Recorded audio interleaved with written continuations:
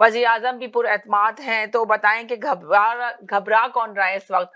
कहते हैं कि हुकूमत घबरा रही है, कभी कहते हैं अपोजिशन घबरा रही है, तो आखिर इसमें घबरा कौन रहा है? और वजीर आजम इमरान खान का पैगाम शरीफ खानदान के लिए, वो कह रहे हैं कि अदम एतमाद ये लोग इसलिए लाना चाहते हैं कि किसी तरह इन्होंने जो चोरी चकारी की है, जितने इनके ऊपर जुर्म है, वो सब इनके माफ हो जाए, अदम एतमाद आ जाए, नई हुकूमत आ जाए, तो मगर किसी सूरत भी ये होने नहीं दूंगा मैं। तो आप बताएं, आपकी क्या राय इस सिलसिले में? यही तो कहना कि अब तो आवाम भी कंफ्यूज होने लगी, क्योंकि दोनों तरफ से इतने मुतमईन है, अपोजिशन भी इतनी कॉन्फिडेंस से बात कर रही होती है, और इधर इमरान खान ने जलसे में भी ऐसी बात की है कि समझ में नहीं आ रहा।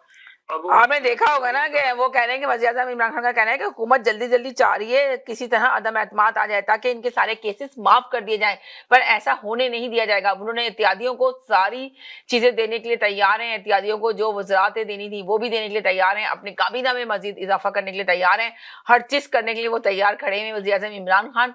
तो अब आप लोग क्या कहेंगे, क्या ये हुकूमत जाती अदम एतमाद ला सकते हैं?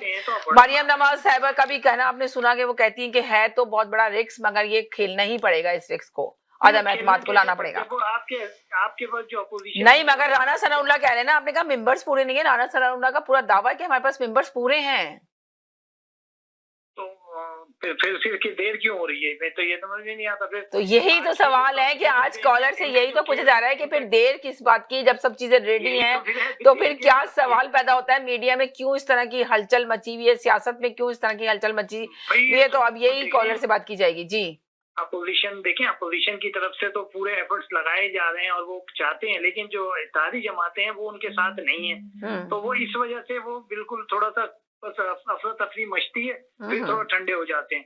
जब तक नंबर्स नहीं आपके पूरे हो रहे हैं तो फिर आप कैसे एतमाद के लाएंगे? ये तो नामुमकिन हुई ना बात।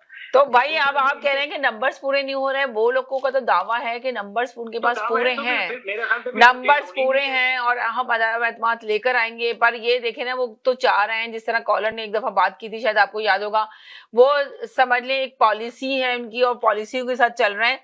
अब मजीद जो कॉलर आएंगे तो वो बताएंगे कि भाई कौन सी पॉलिसी है, इनके साथ क्या चल रही है। इसमें पॉलिसी क्या है?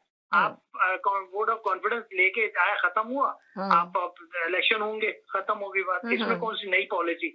आपको पता है वो उसने जावेद लतीफ का कुछ, और वो लेफ्टिनेंट जनरल रिटायर्ड अमजद जी कुछ नाम है, पूरा नाम देके मुझे अभी याद नहीं आ रहा है, वो तो काफी मतलब उसने कहा कि भाई आप लोग ही माशाल्लाह की वजह से तो ये आती रही है। नवाज शरीफ का भी उन्होंने जिक्र किया, काफी अगेंस्ट था वो जनरल ना, आई डोंट नो कि पता नहीं किस वजह से जावेद लतीफ के से वो काफी हो रही थी एक कमेंट्स किसी प्रोग्राम में।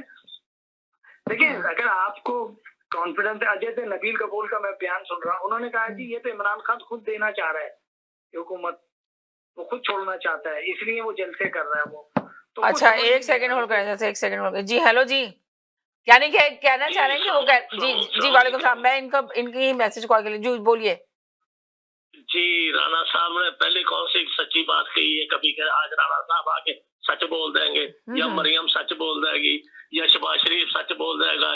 ये सारी फैमिली, शहबाज शरीफ फैमिली ने आज तक कभी कुछ सच बोला है?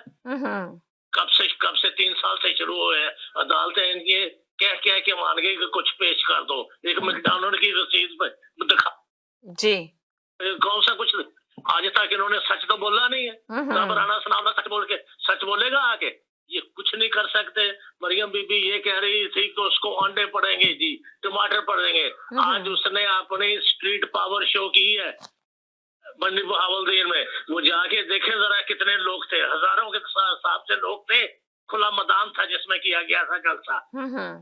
उस जलसे में तो वजह जी जी मैं कहता हूँ जनाब, उसके पास स्ट्रीट पावर है, ये उसका कुछ कर ही नहीं सकते, चाहे जितनी मर्जी टकरे मारते रहे दीवारों के साथ। जी, तो चलो फिर बात करते हैं, दूसरे मौजू पे भी बात करेंगे आके इंशाल्लाह। जी जनाब, जी हेलो जी। जी, आपको भी सलाम और आपके तमाम नाज़रीन को सलाम। सबसे पहले तो समीना में जो अथर मतीन है, एंकर तारिक मतीन के जो भाई हैं, समा टीवी के सीनियर प्रोड्यूसर, उन्हें बेदर्दी से कराची में मार दिया गया। कल बड़ी तारीफें हो रही थी कराची की, हाँ तो कुछ भी नहीं होता जी। मैं तो समझता हूँ सबसे पहले आपको ये टॉपिक करना चाहिए था, उस नौजवान इंसान को किस बेदर्दी से मारा गया है, कहाँ है पुलिस? कहाँ है पुलिस 18वीं तरमीम के बाद? तालीम, पुलिस, इंफ्रास्ट्रक्चर सारा का सारा सिंध गवर्नमेंट के पास है, और सिंध गवर्नमेंट की सारी पुलिस लगी हुई है बिलावल हाउस और उनके वीआईपी लोगों के लिए। इस बेदर्दी से उस शख्स को मारा है, बताएं, उसकी मिसाल नहीं मिलती।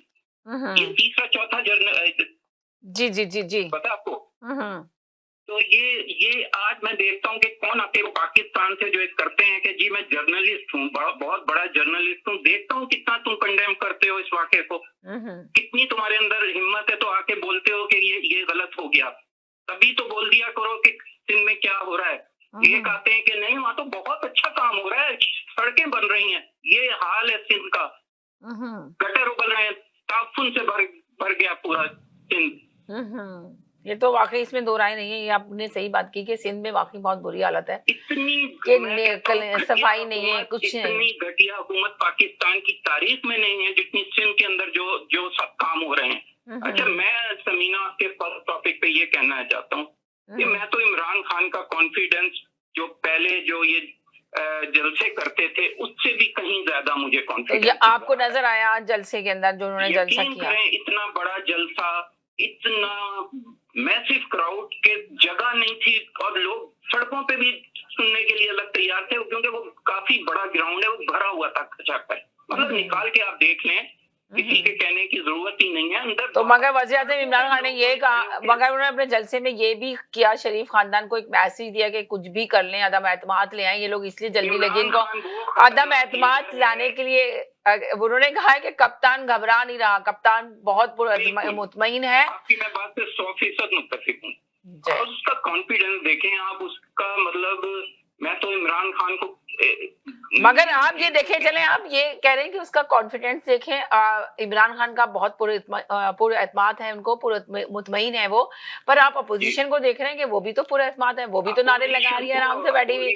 अपोजिशन भी कह रही है कि जी अदम एतमाद तो लेकर आएंगे, ये रिस्क है, मगर हम इसको खेलेंगे जरूर। जी, इतना पूरा एतमाद देखता हूँ कि तो इस्तीफे फेंक रहे थे 3 महीने के बाद ही, आर या पार मरियम की बातें। मगर एमक्यूएम ने, आपने देखा एमक्यूएम के पास एक ही वजारत थी, तो उसने साफ, उन्होंने वो भी देने के लिए तैयार है। वो कह रहे हैं हमें ये वजारत भी नहीं चाहिए, इसलिए कि हम किस मुंह से अवाम को, हम किस वो वापस देने के लिए तैयार है। वो कह रहे हैं हुकूमत हमसे वापस ले ली वजारत भी जो हमें दी है। वो सब कुछ कहते रहेंगे, हिलेंगे भी नहीं, 1 इंच बराबर भी नहीं हटेंगे वो अपने पीटीआई के साथ से। अच्छा, मैं आज ये पूछना चाहता हूँ, वो कहाँ गए जो कहते थे कि ये तो हेलमेट पहन के आए इमरान खान, लोग जूते मारेंगे, ये करेंगे, वो करेंगे। इतना मैसिव क्राउड और इतना चार्ज क्राउड, मतलब मैं ये देख रहा था कि इतनी वालियाना मोहब्बत इमरान खान से लोगों को, कितनी, मतलब उसके एक जो इमरान खान बोलता था उसके ऊपर वैसे ही आंसर देते थे जैसे पहले इमरान खान क्राउड इकट्ठा होता था।